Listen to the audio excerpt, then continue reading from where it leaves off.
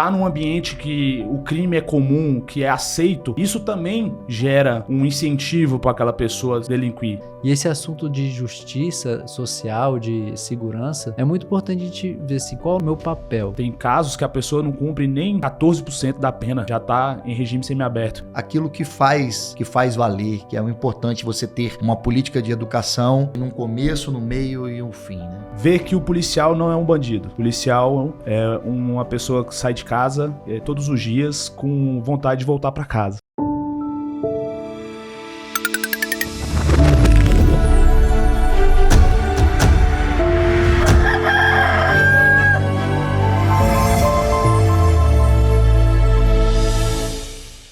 Fala pessoal, tá começando mais um Lamparina Cast, o podcast mais humano no Brasil. Eu sou o Vitor Mesquita, músico e produtor audiovisual. Tô aqui com meu amigo Fábio Gabriel, professor de jiu-jitsu e empreendedor também.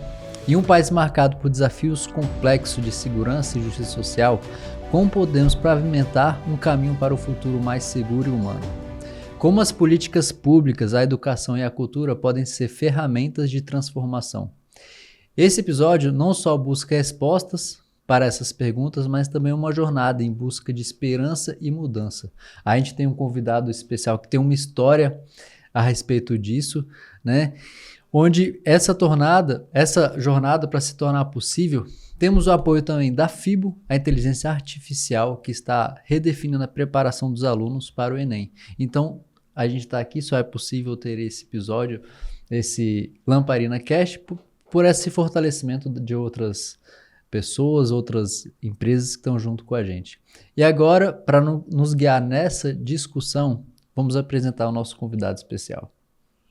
Está começando mais um Lamparina Cast, eu com meu amigo Vitor Mesquita aqui. Hoje a presença mais que especial, recebendo João Renato Abreu, cuja trajetória de vida e carreira profissional reflete profundamente o tema do nosso episódio de hoje. João, nascido em uma região desafiadora de Minas Gerais, transformou os obstáculos em um caminho de sucesso e dedicação ao bem social. Acumulado vasta experiência em direito, políticas públicas e segurança. João, é uma honra ter você aqui conosco, compartilhar suas ideias e experiências sobre como podemos estar juntos e trabalhar junto por um ambiente social mais agradável e ameno para todos. Sejam bem-vindos ao Lamparina. Agradeço o convite, é uma alegria estar aqui. Eu, quando vi a chamada do podcast aí, eu fiquei muito contente, porque quando a gente se fala de segurança pública, esse convite para falar de segurança pública, no podcast mais humano do Brasil tem tudo a ver. Porque falar de segurança pública é falar de humanidade. Não existe lugar nenhum no mundo que não tenha uma segurança pública que a gente consiga ter índices de desenvolvimento humano elevado. Então, o primeiro ponto para o Estado ser bem-sucedido, né, ser desenvolvido, nós temos que falar de segurança pública. Precisamos de um lugar seguro, pacífico, para a gente poder prosperar. João, você pode nos contar como que é a sua trajetória desde Montes Claros, né, de onde que você veio, de Minas Gerais, até se tornar aí servidor público aqui em Brasília? Com certeza. Eu nasci em Montes Claros, Minas Gerais. Hoje já está um pouco mais desenvolvida, tem algumas atividades econômicas lá que conseguiu quebrar o ciclo de seca na região.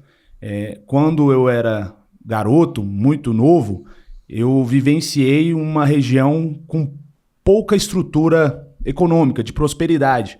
Lá a gente costumava dizer, ou você faz um curso de medicina, era o foco da época para ser bem sucedido, ou você tinha que sair da região, né? Porque lá já tinha 2 universidades de medicina naquela época, quando não era tão comum. E uma cidade marcada por pobreza, né? Por violência. Tinham grandes índices de violência naquela região, porque Montes Claros é uma cidade isolada de Minas, né? É uma cidade grande, que ao mesmo tempo carrega todas essas características de um interior, né? Ainda mais em Minas Gerais. Só que lá circula muitas pessoas. Então, por ter uma cidade interiorana com status de metrópolis, acaba que não conseguiu crescer muito naquela época a questão de estrutura municipal, segurança, saúde, educação, e isso, consequentemente, gerou também esses índices que eu disse aqui de alta violência. E eu morava numa região que era uma divisa da classe média com uma classe mais baixa, né, com a periferia, e eu era uma criança muito ativa, gostava muito de brincar na rua, de fazer amizade, de ter um relacionamento com muitas pessoas, e com isso eu também gostava de praticar muitas atividades físicas, né, esporte. Desde pequeno eu me envolvi com esporte, fui atleta de futebol nos juniores, depois fui para o ciclismo, pratiquei ciclismo profissional, só que como júnior, né, por muito tempo. E aí, nessa caminhada de esporte, eu também continuei conhecendo muitas pessoas desse bairro vizinho. E nessa caminhada, eu tive a triste experiência de perder amigos para a criminalidade. Uhum. Eu perdi 2 amigos próximos que foi cooptado para o crime. E é engraçado dizer que a gente tinha um grupo, esse grupo, a grande parte, praticava o ciclismo de maneira atlética, profissional, e esses 2 amigos não eram do esporte, mas eram do mesmo grupo. E como que eles foram mais facilmente cooptados para o crime? Porque eles não tinham uma preocupação com a saúde. Uhum. Eles não tinham uma preocupação com acordar cedo no dia seguinte para treinar. E aí eles participavam das atividades junto com esse grupo só em momentos de lazer. E nessa a gente foi percebendo o distanciamento, né? Eles fumavam, né? Com 13, 14 anos já fumavam e a gente não. E com isso eu percebi o valor que é o esporte na vida das pessoas, seja ela da classe baixa, média ou alta, na criação, na formação do ser humano. E depois, com 18 anos, eu tive a oportunidade de vir para Brasília, acreditando que aqui eu poderia prosperar mais, né, querendo crescer na vida, constituir família, prosperar, como disse. E aí, chegando aqui em Brasília, eu fui fazer Direito e, a partir de então, toda a minha especialização, toda a minha parte de pesquisa, de estudo, foi voltado para a questão de controle social, de políticas públicas, entender como a gente pode gerir melhor o nosso país. E com isso eu cheguei até aqui, sou hoje policial e me dedico muito para deixar um país melhor e mais seguro. Com as suas experiências pessoais, influenciaram a sua visão de segurança e justiça social no Brasil? Você veio trazendo algumas experiências que você teve, né, na sua juventude. E aí, mas qual foi a sua ligação que aqui em Brasília que despertou essa forma de ver a segurança e uma justiça social mais equilibrada, assim, entre as pessoas? Eu costumo dizer que segurança pública, ela não nasce pronta. A segurança não nasceu, ela é construída. A partir dessa premissa de que precisa de muito trabalho para ter uma segurança pública de qualidade, eu me dediquei a estudar isso, né? Assim, mas para te falar o que foi a virada de chave para entrar nisso, com certeza foi essa ocasião lá em Minas, que eu vi que a criminalidade ela frustra muitos sonhos, quebra muitas histórias que poderiam ser contadas de maneira positiva, de crescimento pessoal, de crescimento de cunho profissional. E isso é uma tristeza muito grande. Quando a gente depara que o crime ele engana muitos jovens, né? Isso aí é um fator que até hoje, quando eu recebo um preso no sistema prisional ou quando eu prendo um criminoso, eu vejo que eu perdi uma guerra, não foi de hoje, foi de 20 anos atrás, quando eu estava lá brincando de futebol na rua, que eu olhava para o lado e não via meus amigos, né? Que eu tinha perdido esses amigos para o crime. Então, quando eu chego em Brasília e vou estudar Direito, foi o campo que mais me atraiu, foi o campo do direito penal, que era onde eu via que eu poderia criar uma condição, ou pelo menos ajudar uma condição de um país que fosse menos propício a caminhar no mundo do crime, e sim no mundo de uma vida promissora, né? De uma vida saudável, uma vida feliz, alegre, que as pessoas têm as dificuldades, óbvio que isso é inerente à vida humana, mas que também tenham um rumo a seguir, né? Uma possibilidade de viver uma vida digna, justa e sem passar ninguém para trás. Eu acho que o crime, ele coloca essa sementinha na cabeça das pessoas de que você vai conseguir chegar mais rápido, eles entregam um atalho, entrega ali um status de que você vai ser melhor do que os outros, e na verdade, quando essas pessoas chegam no mundo do crime, o que elas têm é morte ou prisão. E, João, a gente está aqui, né, no Lamparina Cast, o podcast mais humano do Brasil. A gente trouxe esse tema, né, esse lema, né, o podcast mais humano do Brasil, porque no decorrer dos episódios a gente veio trazendo diversas pessoas com diversas experiências, né, de vida. E a segurança é um tema muito importante para todo mundo, né? Então acho que também que a gente pode começar também a falar assim, definir o que é segurança, o que é realmente uma segurança, né? Então, segurança é você poder, vou falar em termos bem popular, é você poder andar nas ruas sem ser ameaçado, é você ter a sua propriedade privada garantida, saber que ninguém vai chegar ali na mão dura, na mão forte ali e tomar de você, é saber que você pode empreender, colocar um dinheiro em um projeto, em um sonho e saber que ninguém vai ali roubar aquele seu estabelecimento, sua loja. Então, segurança é você confiar em uma instituição, em normas, de que as pessoas não podem ultrapassar aquele limite.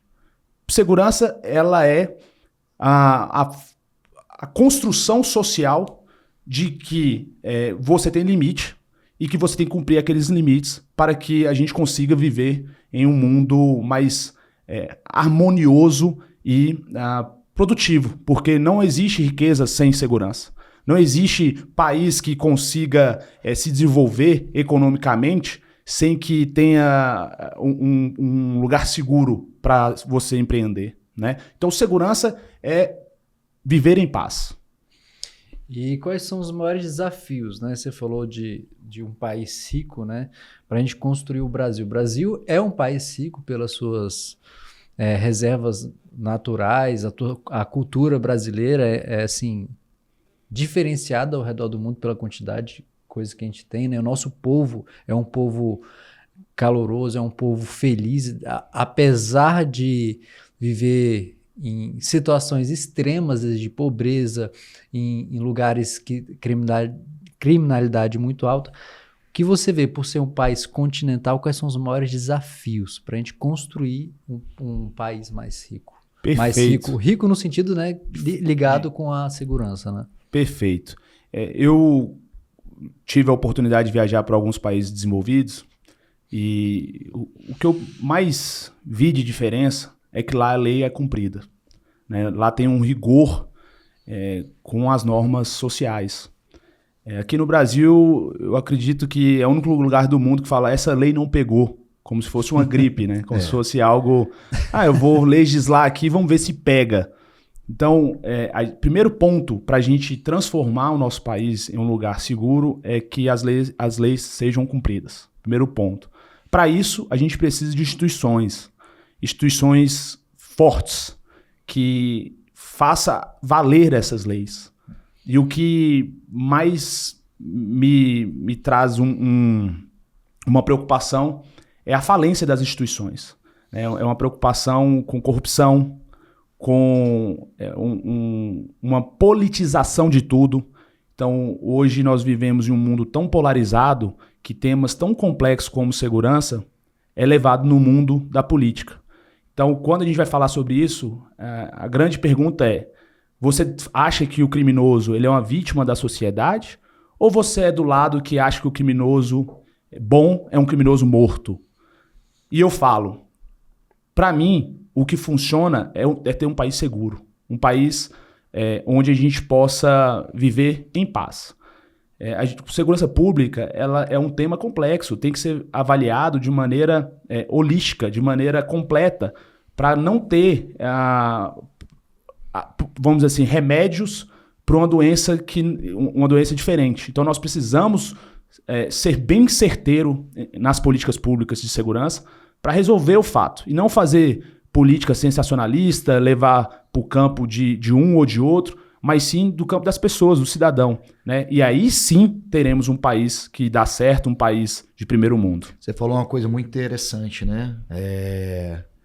Não entrar ou de um ou de outro, né? Sim. Qual o papel do direito e da política pública na melhoria da segurança pública do nosso país? Boa.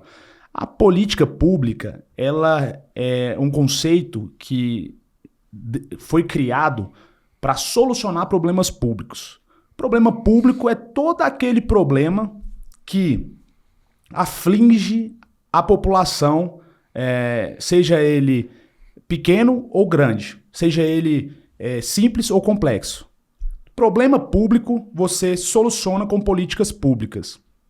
E políticas públicas, ela vem sendo cada dia mais trabalhada, estudada, e a gente consegue, com dados, com evidências, com estudo, com rigor técnico, entregar soluções mais baratas, mais eficazes, que a gente chama de eficiência, né? Fazer mais com menos.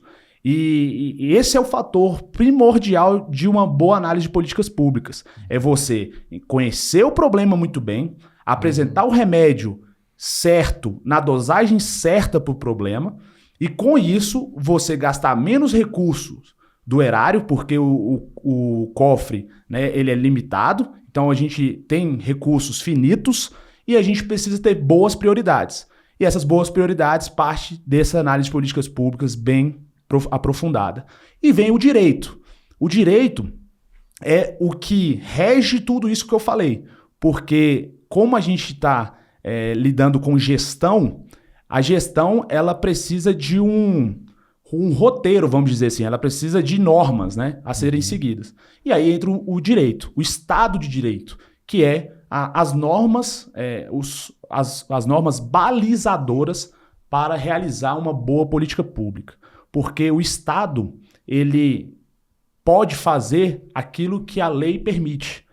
Então, uma condicionante legal tem que pré-existir para a gente conseguir alcançar a solução desse problema. Então, a política pública e direito estão entrelaçados, eles vivem juntos, né? Só que a política pública é mais voltada na parte próxima ali da pessoa e o direito fica no campo mais de normativa. João, nós falamos do direito, falamos de políticas públicas. Quais as medidas na prática você acha que é necessário serem implementadas para que a gente tenha justamente essa parte de segurança pública na verdade, tornar as cidades mais seguras em nosso país? Excelente. Assim, eu costumo dizer, eu sou mestre em políticas públicas e em direito, e o que eu percebo hoje no Brasil são muitos especialistas de livro. Né? A pessoa aprende muito ali no livro e esquece de ir na rua, perguntar para o policial que está na ponta, o que você acha? Como é que nós vamos combater esse tipo de crime? Como que a gente vai melhorar o resultado dessas prisões? Como vamos punir melhor? Né? E aí tem inúmeras aqui ações que a gente precisa pontuar para a gente ter um país mais seguro.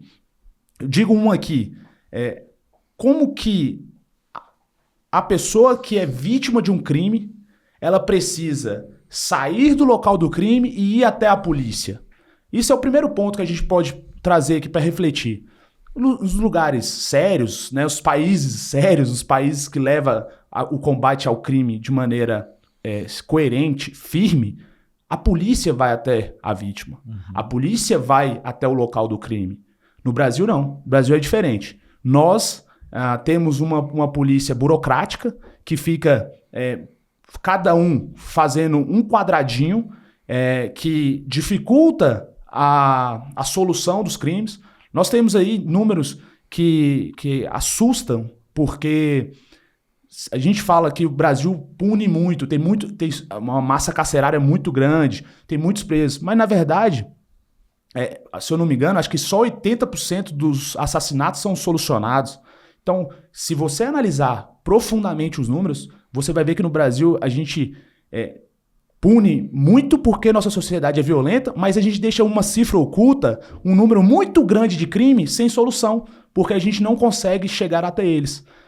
Por conta dessa fragilidade, dessa dificuldade, dessa burocracia estatal. Por exemplo, vamos imaginar um crime que foi cometido nos Estados Unidos. A polícia chega no fato, essa polícia pega ali a oitiva, escuta as testemunhas, a vítima, e a partir daí começa todo o processo de investigação. No Brasil, não. No Brasil, a pessoa é vítima do crime.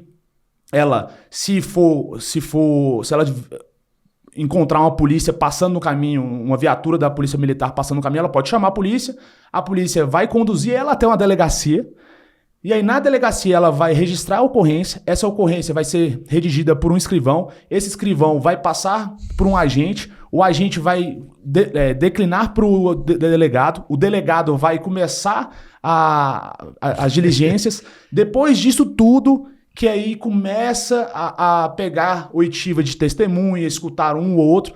Isso aí já passou meses, o crime já esfriou. Então a dificuldade de investigar no Brasil é muito difícil.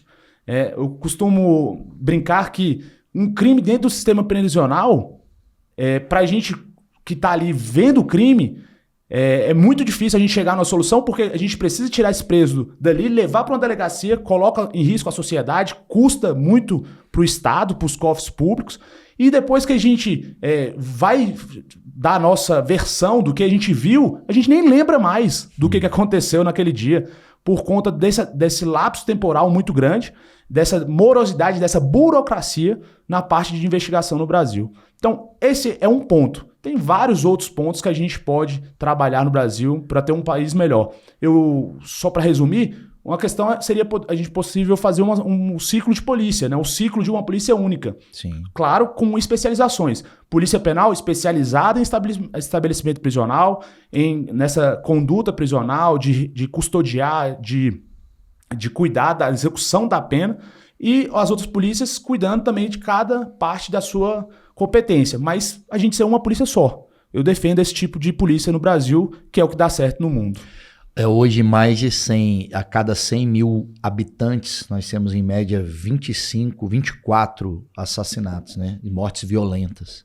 Então, realmente, você acredita que campanhas educativas, elas conseguem transformar a cabeça de algumas pessoas? Ou isso é balela, vamos dizer assim? Interessante essa pergunta. Existe dois filósofos muito citados hoje em dia, que é o Hobbes, que ele fala que o homem é o lobo do homem, e o Rousseau, que fala que o homem nasce bom, só que ele é cooptado, ele é desvirtuado pela sociedade. E com o passar do tempo, os estudiosos entenderam que não é nenhum nem outro, são os dois, né? Porque existe uma carga genética, biológica, e existe um fator cultural, um fator da sociedade.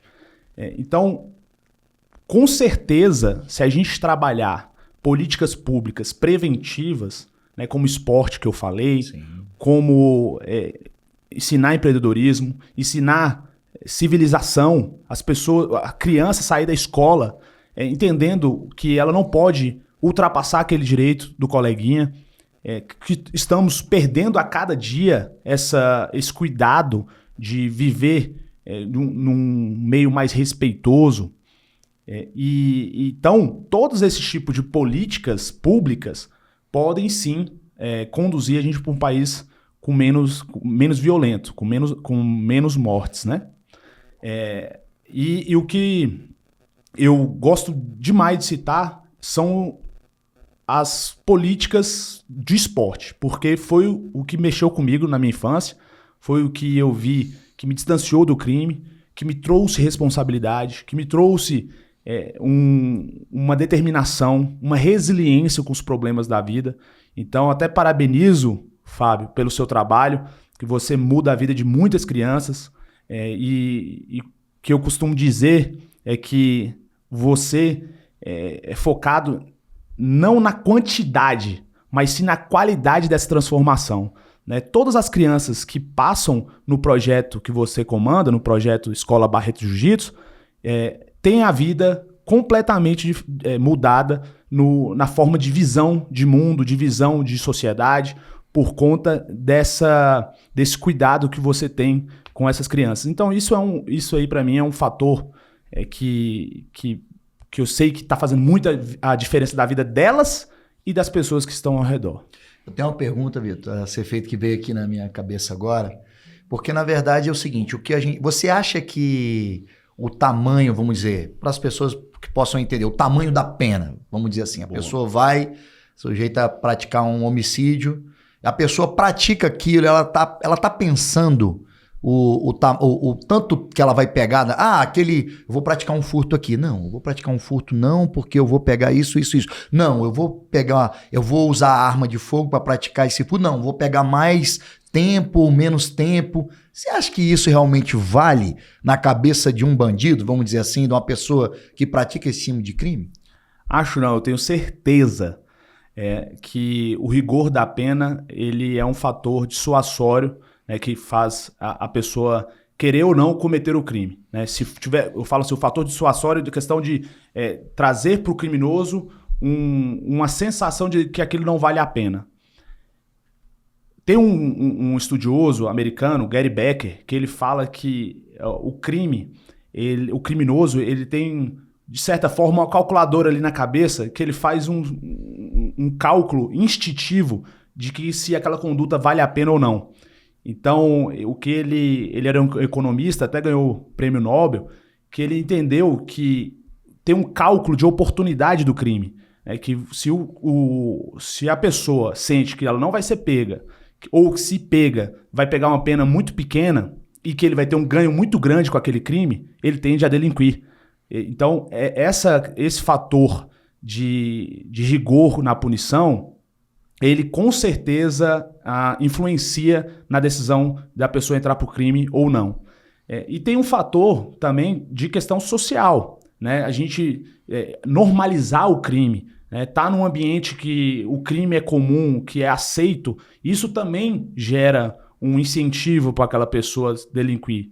E aí, quando você fala de a gente tem que humanizar o crime patrimonial, que é possível você chegar e roubar um celular porque essa pessoa não tem dinheiro, você está fazendo uma política totalmente contrária do que dá certo, porque existe uma teoria chamada janelas quebradas, que foi implementada nos Estados Unidos, que simplesmente colocaram 2 carros em regiões diferentes, né, que uma região muito violenta, outra região não tão violenta. E nessa experiência, o carro na região violenta rapidamente foi deteriorado e na região que não era violenta, esse carro permaneceu intacto.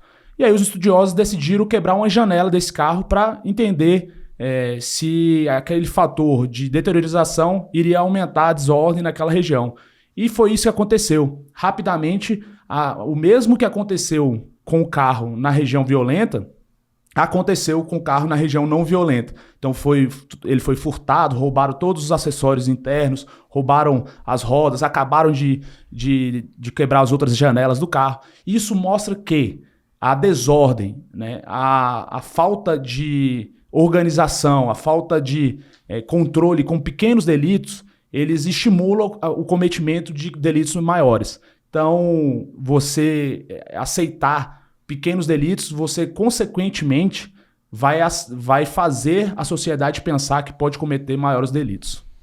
Eu tive uma experiência, eu estava na UNB aqui em Brasília, na Universidade Pública aqui de Brasília, numa aula, aí minha mãe me liga, fala, Vitor, roubaram o meu carro. Ela estava próximo assim da UNB. Aí, mãe, tem certeza? Tenho. Cheguei aqui onde estacionei, não tava. Falei, mãe, vê se tu estacionou aí mesmo e tal. Ela, não, é chorando, né? Não tá aqui, já dei uma volta no quarteirão que não achei. Eu falei, não, então fica aí que eu vou aí. Vai pro comercial, não fica aí parado, porque eu não sei, né? Que eu chego aí. Eu cheguei, a gente deu uma volta na quadra pra ver se às vezes a pessoa furtou o carro, estaciona em outro lugar ali pro carro esfriar, né? Aí eu dei uma volta naquela quadra, fui na quadra vizinha, não encontrei. Aí a gente foi, fez a ocorrência na polícia. Aí eu comecei a ligar para diversos amigos que são policiais, e a gente nisso, né, ligando para um, ligando para outro. Aí a gente descobriu que tinha um grupo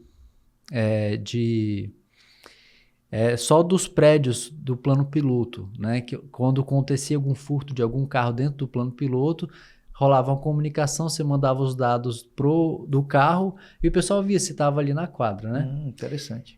E tinha um policial que ele é policial, ele tem acesso aos radares, né? Uhum. Aí ele viu, né? Aí fez a divulgação e tal, isso pela manhã. Aí após o almoço ele ligou pra gente e falou, olha, o carro não saiu do plano. Não tem como sair de Brasília, né? Se não passar por um radar. Então ele tá no plano em algum lugar. O cara estacionou o carro. Aí eu falei, não, beleza. Peguei, entrei no carro. Aí foi eu e mais dois amigos, cada um num carro, em 3 carros, né? Indo quadra por quadra, vendo. Onde entrava um carro, a gente botava o carro, assim, foi. Aí a gente fez isso a tarde toda, aí à noite eu fui pra UNB. Aí lá pelas 10h30, amigo meu, ei, bora continuar? Eu falei, bora. Aí continuamos, fizemos assim, quadra por quadra também, assim, realmente assim, indo uma por uma, assim. Aí a gente achou o carro na 711 Norte, tava na 102 Norte, ele tava na 711. Ou seja, aí a gente fez o percurso depois, a gente viu que realmente o cara não passou por nenhum radar. O cara já sacava o criminoso, né? Aí a gente achou o carro, a gente, peraí, não vamos chegar no carro, não sei se tem alguém ali, a gente parou, aí ligamos pro um amigo que é policial militar também, que ele tava de plantão passando ali perto. Aí ele foi, viu, verificou o carro, aí conseguimos, chamamos um guincho, levamos pra polícia, né? Cara, aí falou assim, cara, vocês foram muito profissionais, né? Falando, né? Porque assim, realmente a gente foi assim... eu tava com um sentimento de invadido, assim, né? Eu acho que um dos piores sentimentos que tem é uma pessoa pegar uma coisa da outra, assim, né? A pessoa se sente, assim, muito, muito inconformado, né? E onde o carro tava, em cima tinha uma câmera. Aí eu perguntei pra esse amigo meu, eu falei, e aí? Não vai pegar a imagem dessas câmeras? Ele, cara, é muito complexo. Que tipo assim, o cara que furtou o carro... Dava para ver que era profissional. Pela forma como ele furtou, depois a gente teve que mexer na elétrica do carro toda e tudo, né? Então, assim, a gente como cidadão, né? E a gente tá aqui, vivendo o dia a dia. Como é que a gente pode fazer? Porque, assim, mudar as políticas públicas é a minoria do povo que vai poder ter esse poder de fazer isso e muitas das vezes tem que entrar na esfera política. Aí, assim... Aí entra todo um sistema. Como a gente pode fazer no nosso dia a dia para a gente realmente conseguir fazer um país assim mais seguro mesmo, assim, né?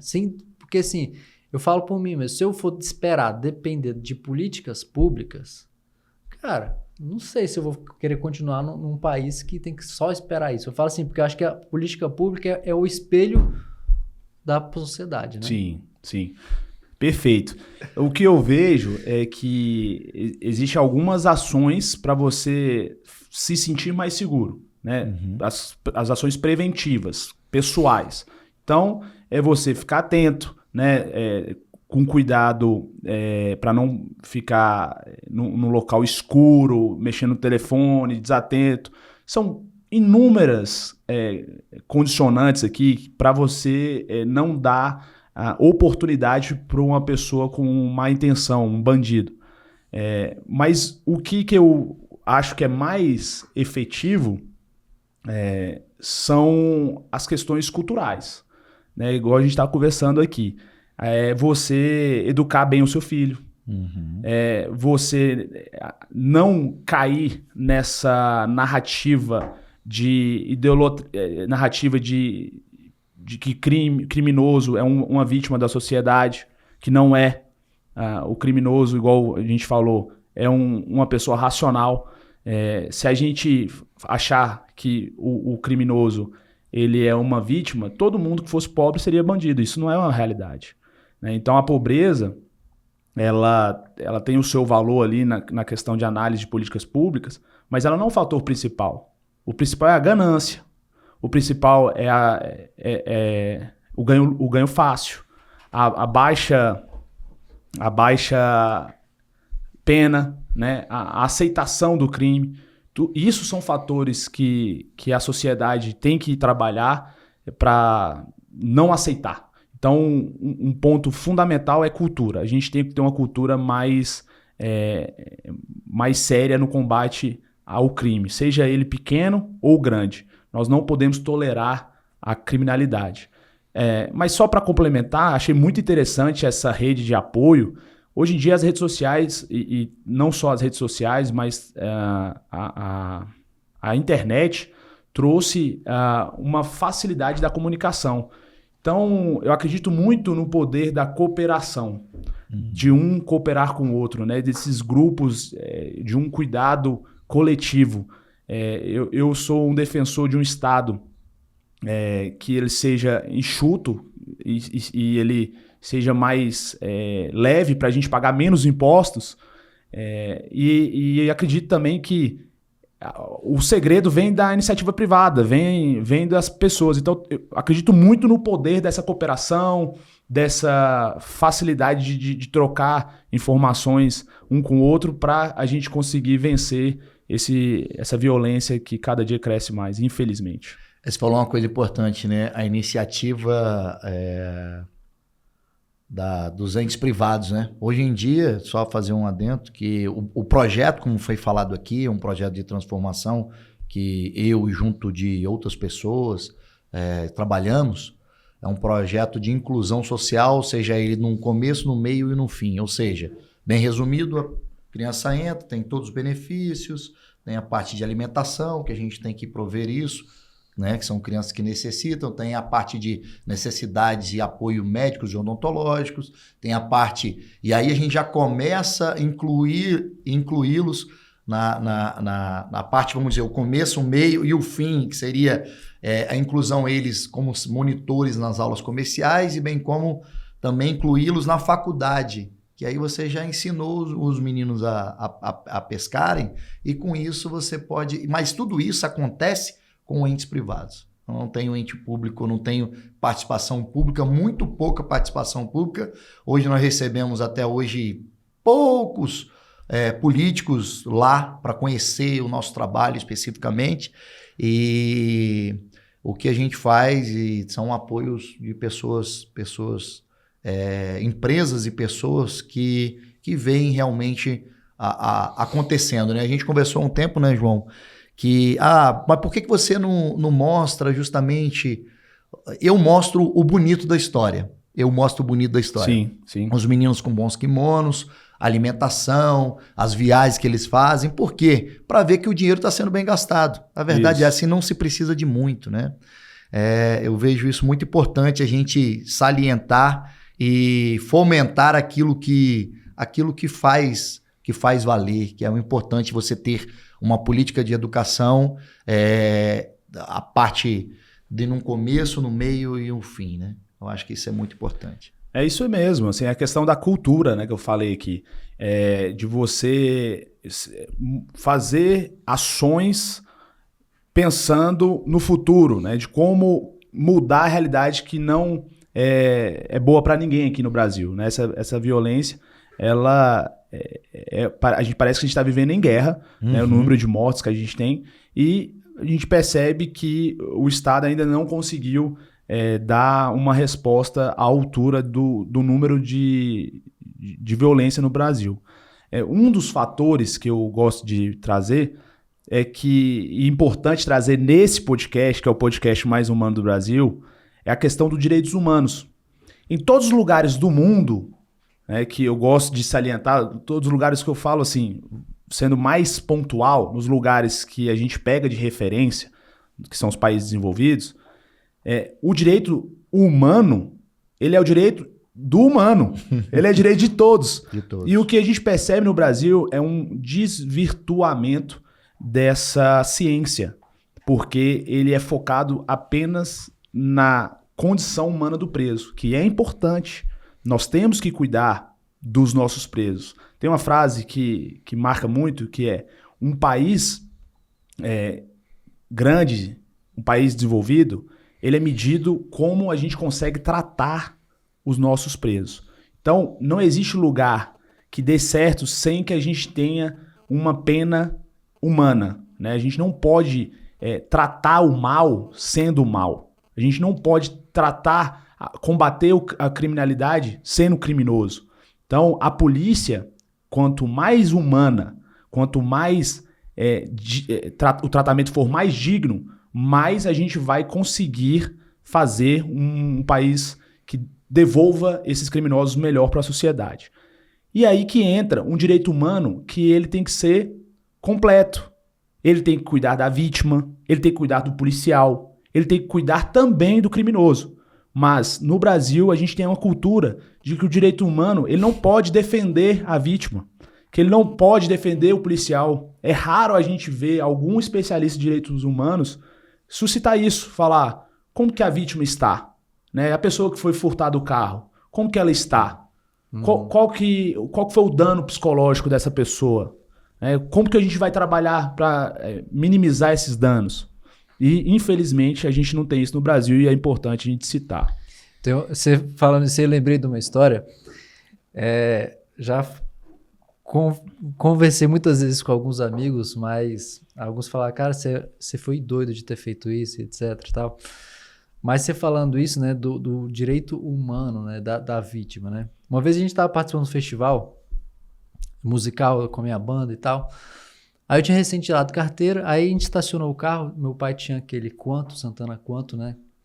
Aí eu estacionei o carro, todo mundo saiu do carro todo de preto, aí tinham 4 pessoas, eu e mais 3. Aí a gente saiu e o policial parado, já bordando a gente assim, botamos a mão na cabeça e tal, me dá a chave do carro, me dá o documento, não sei o que, ficaram parando, revistaram a gente, assim, do nada. A gente tá dentro de uma escola pública, aqui em Brasília. Aí revistaram, viram que não tava tudo certo. Aí falou, não, tá tudo certo, tranquilo. Eu falei, não, senhor, não tá tudo certo, não. Virei pro policial, falei, eu quero saber o que eu fiz. Aí ele, você quer saber? Eu falei, sim, senhor, porque se eu errei em alguma coisa, eu não quero errar mais, porque eu tô andando direito. Aí ele já ficou meio assim. E assim, eu acho que eu não levei assim, uma abordagem mais agressiva naquele momento, porque eu tava dentro de uma escola. Talvez se eu estivesse na rua, talvez ele teria sido um pouco mais agressivo, não falando fisicamente, mas poderia ser mais rente comigo.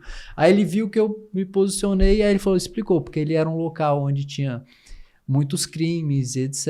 Então, quando a gente chegou todo mundo de preto, saímos do carro ao mesmo tempo, eles acharam que... Eu falei, não, senhor, é só para eu entender, porque foi a primeira abordagem que eu tinha feito assim, né? Então, eu acho que isso é muito importante, né? Eu até falo uma frase assim que às vezes as pessoas pulam, né? Que todos nós somos corruptos.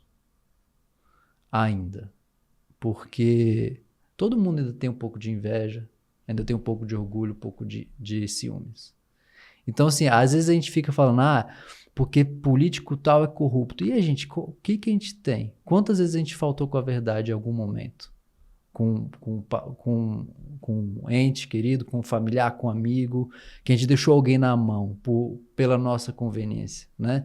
Então a gente está falando o podcast mais humano do Brasil é justamente isso, para a gente trazer também essas reflexões, né? Sim. E esse assunto de justiça social, de segurança, é muito importante a gente ver assim, qual é o meu papel, o que eu estou sendo. Eu estou trazendo segurança para dentro da minha casa, equilíbrio, eu estou sendo justo com as pessoas que estão ao meu redor, né? Porque às vezes a gente quer justiça para a gente, mas nem sempre a gente quer justiça com os outros, né? Perfeito. Tem uma frase, acho que Fernando Veríssimo que fala isso, não existe, o Brasil é o estranho país de corruptos sem os corruptores.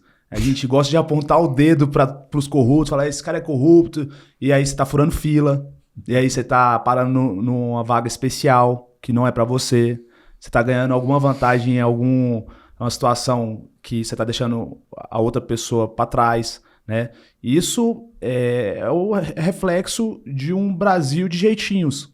Então, a gente tem que abrir o olho para nós. Eu acho que esse é o grande desafio da nossa geração, de se autoanalisar, né? A autoanálise, ela traz muitas respostas, né? Para todos esses problemas sociais, a gente pode começar a analisar de dentro, para nós. Como que a gente pode mudar nossa realidade para daí a gente conseguir mudar o mundo, né?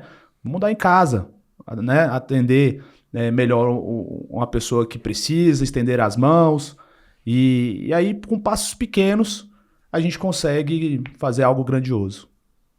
Interessante. É isso aí, meus amigos. João, quais são as suas expectativas para um futuro da segurança pública no Brasil? Boa. Primeiro ponto, ver que o policial não é um bandido. O policial é uma pessoa que sai de casa todos os dias com vontade de voltar para casa.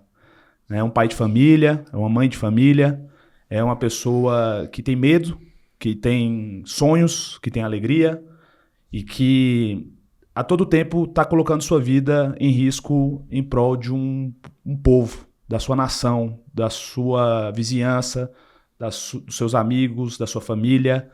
Então, o primeiro ponto que eu vejo para a gente mudar o nosso país é valorizar esses agentes de segurança pública, que são pessoas que são verdadeiros heróis para mim. Segundo ponto é a gente tratar de maneira séria o combate ao crime. As leis, elas precisam ser cumpridas, o rigor tem que ser maior. Existe muito debate em torno das saidinhas, que os presos eles ganham dias de folga para convívio social. É engraçado que a filha que matou os pais teve um benefício concedido para passar os dias das mães nas ruas. Então, é muito incoerente a nossa legislação. É inaceitável a gente trabalhar nesses moldes, o crime. E a gente precisa mudar isso. Então nós precisamos não só questão de saidinha, mas questões de progressão de regime. Aqui tem uma progressão muito atenuada, muito abrangente, né? A pessoa tem casos que a pessoa não cumpre nem 14% da pena, já está em regime semiaberto, que é você trabalhar no dia fora e voltar para cumprir a pena apenas no período noturno.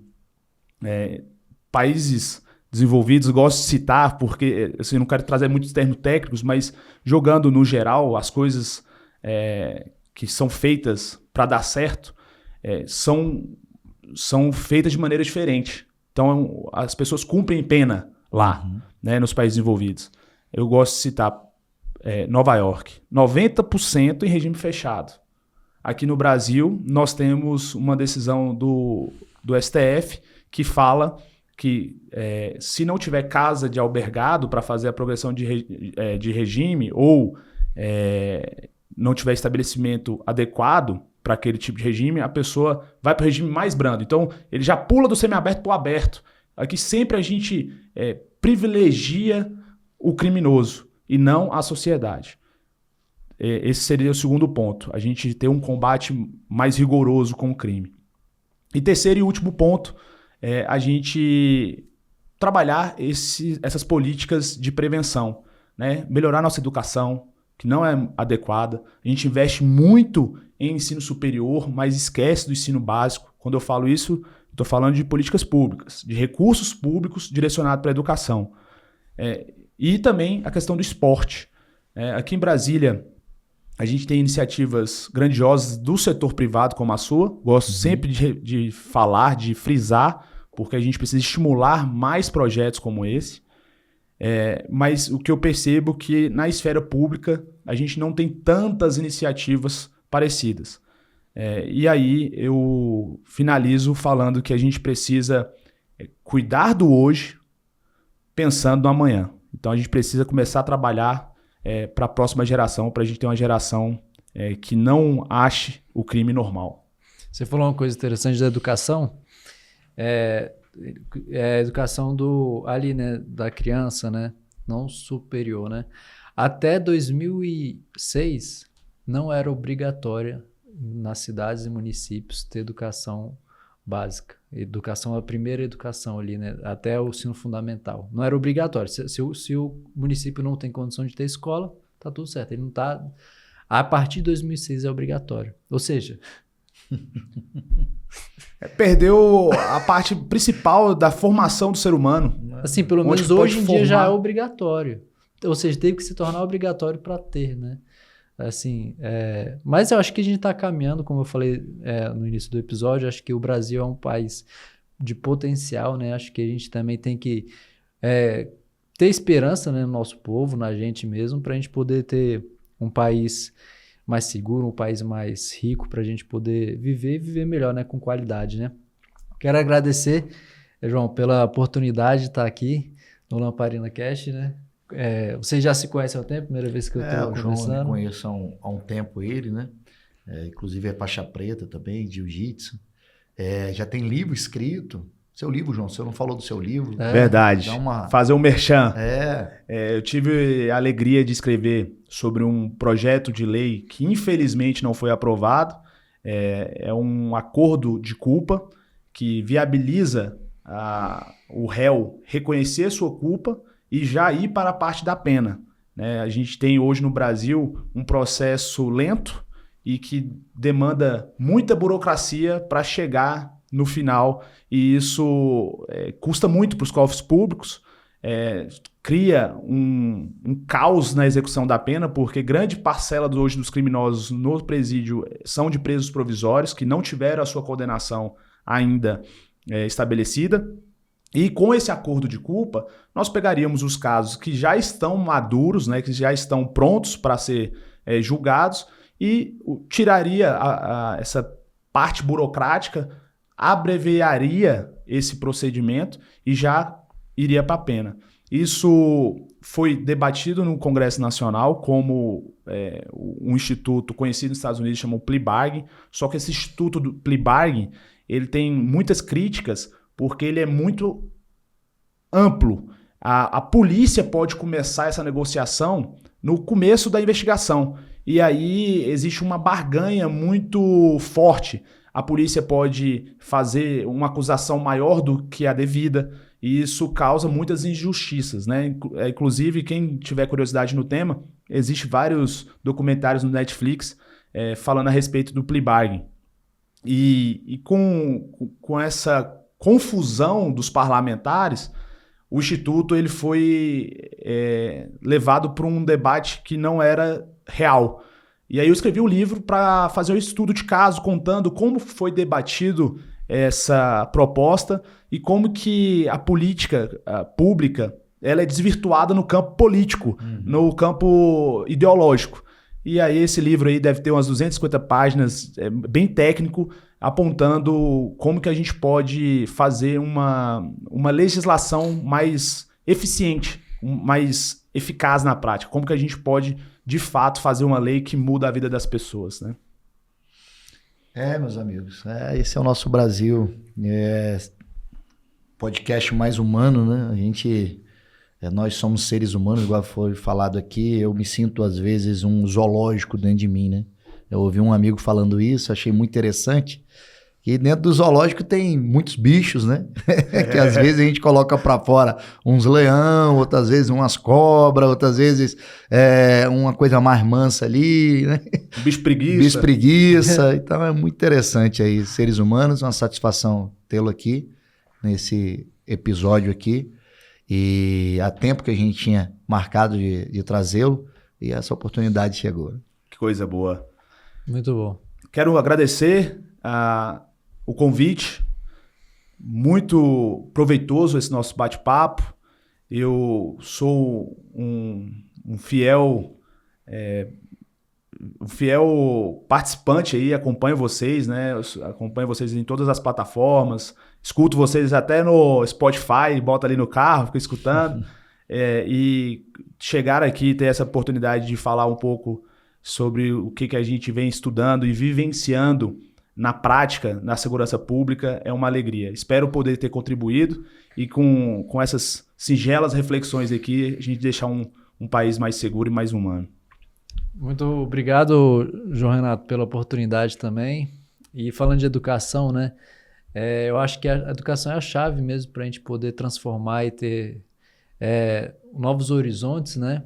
E a FIBO é uma ferramenta extraordinária nesse ponto de educação, porque ela junta a inteligência artificial para a gente conseguir nortear melhor nossos estudos, para quem está querendo entrar na universidade, transformar a sua vida, né, ter uma profissão. A FIBO pode ser um caminho para você poder trilhar, e ela vai poder te mostrar como é que faz para chegar até lá.